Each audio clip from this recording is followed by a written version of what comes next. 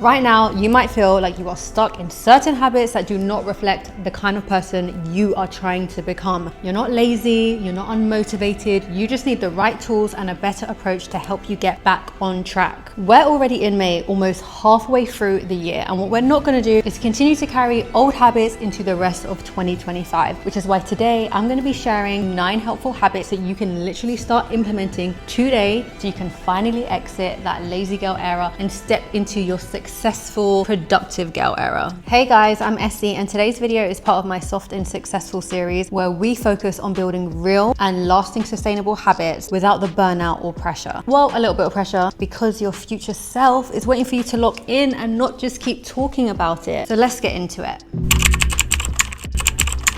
We're gonna start with your mornings because how you start your day really does set the tone for the whole rest of your day. If you're starting your days in a rush, doom scrolling on your phone for hours, snoozing your alarm 3, 4, 5, 6 times in the morning, it's so hard to expect the rest of your day to be calm and intentional. I'm saying that from experience because I used to be the queen of snoozing my alarm, scrolling on Instagram for hours in bed, and starting my day already feeling like I'm behind and the day hasn't even started yet. Even now, there are times where I sometimes slip into those days still, but the difference is I've noticed it and I learned how to gently pull myself back, and so can you. You don't need a perfect 6 a.m. routine. It's about creating soft structure for yourself, something that reminds you that you are in control of your day, not just you reacting to it. Even simple things like stretching for 2 minutes in the morning, prayer, journaling, or just a moment of silence instead of reaching for your phone first thing in the morning when you've literally just opened your eyes. These are the small tiny habits that really do help you shift your entire mood for the day. You just need a few non-negotiables that help you feel ready to start your day. My non-negotiables, it sounds so small, but it's making my bed. If I'm the last one out of bed, I'm gonna make my bed in the morning. It's a really small thing, but it makes me feel good about myself, and I feel like I'm starting my day strong instead of starting my day messy and sluggish.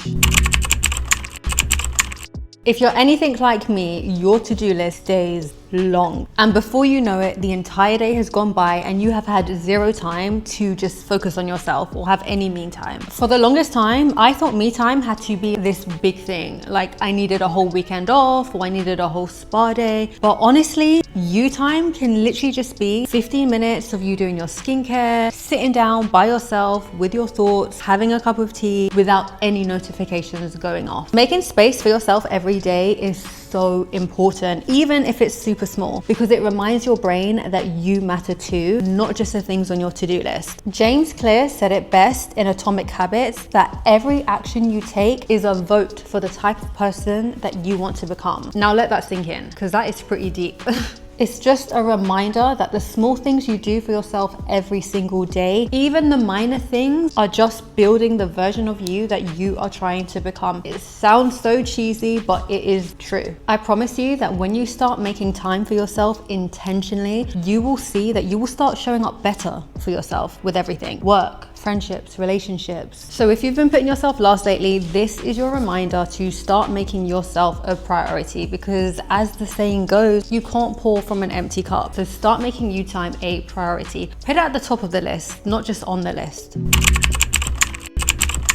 There are so many days I cannot tell you I cannot be asked to work out. Like genuinely, I'd rather stay in bed and binge watch something on Netflix and just be on my phone. But if you're anything like me, you also know how you feel after you work out. And even if it's just a little bit, you always tend to feel better after you work out than before you work out. It took me a long time to truly understand that motivation does not come first. Action comes first. Once you take the first step and you make that action, motivation will soon follow. It took me a minute to learn that it is not about forcing yourself into something that you hate. Don't let anyone tell you that you need to be in the gym 5, 6 days a week for you to move your body and feel good. You can do a home workout, go for a walk, a stretch class, a Pilates class, anything that gets you moving your body in a way that feels good for you. For me, I try and walk to my Pilates classes most days. I mean, my walk will be about 20 minutes, but still, it just helps me to get my 8 to 10K steps steps in. It helps me to leave the house. Otherwise, I'll just end up staying indoors being a couch potato. Moving your body is obviously great for you physically, but it's also good for your mood, your energy, your focus, obviously your confidence as well. So try and find something that you enjoy, because when you do, you're way more likely to be consistent with it and stick to it. It doesn't need to be anything intense. It just needs to be something that gets your body moving that you find enjoyable. Try and explore different things, and the only way you're going to find out what you enjoy is if you try new things.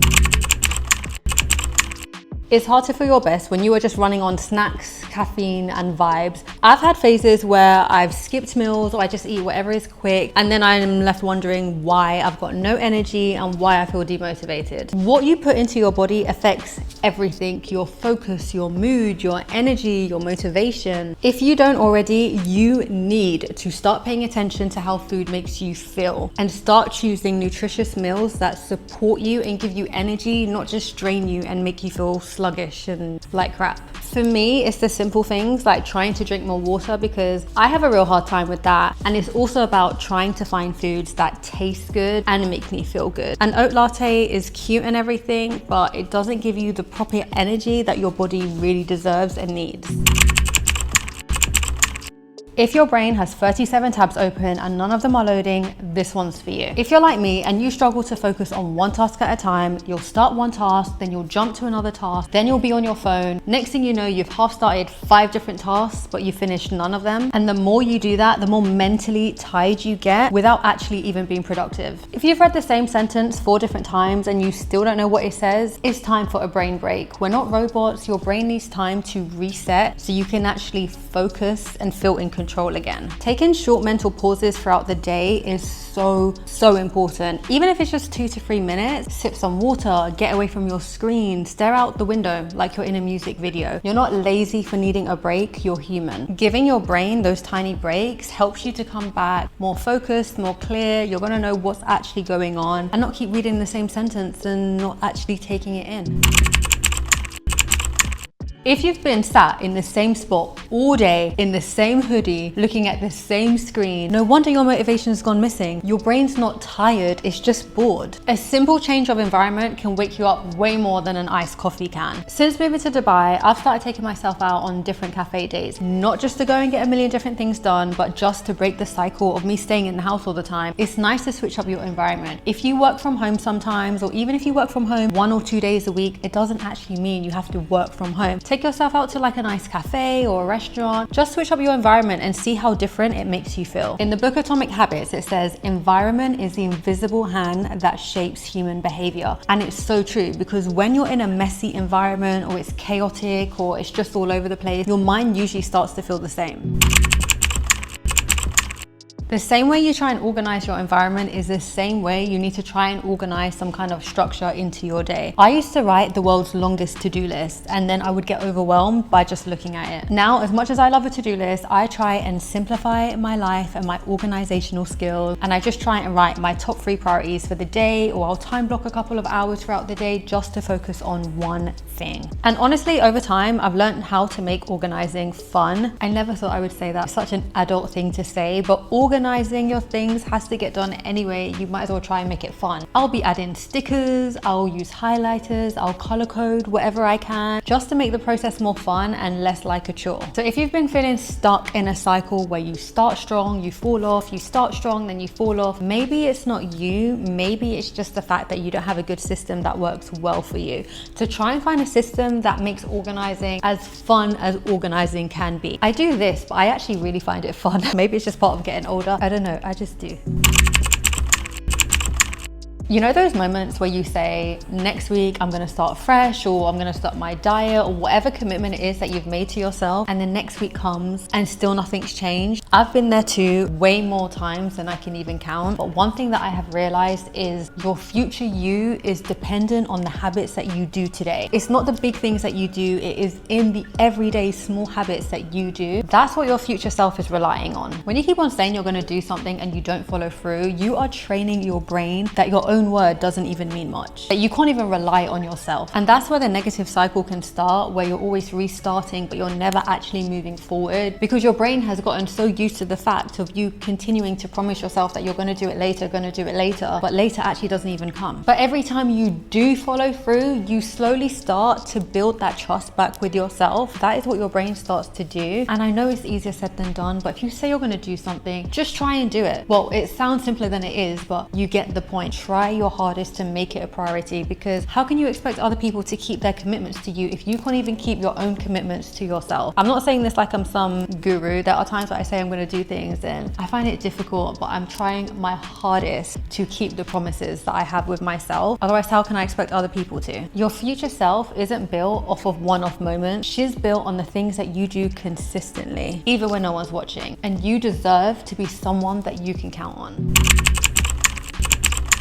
No matter how productive or motivated you try to be, if you are not sleeping properly or giving yourself the right amount of time to recharge, it's gonna catch up to you. Don't trick yourself that rest is a reward, because it's not, it's a requirement. Some of my least productive days have come from days where I have pushed myself in moments when I shouldn't have. I probably just needed a moment to pause and rest. Rest is gonna look different for everyone. For me, it is a proper good night's sleep, minimum of 8 hours. For someone else, it could be just 10 minutes with their phone on DND, or just not being on go time all the time. And sometimes the most productive thing you can do is just slow down and recharge. Rest is the most productive when it's intentional, and you deserve to feel well rested, not just functional. Try and see it as though your future you, she's not on go mode all the time and haggard and tired and exhausted. She's well rested, she's clear-minded, she's in control of her day. If you're still here, you are obviously serious about leaving your lazy girl era behind, and I am so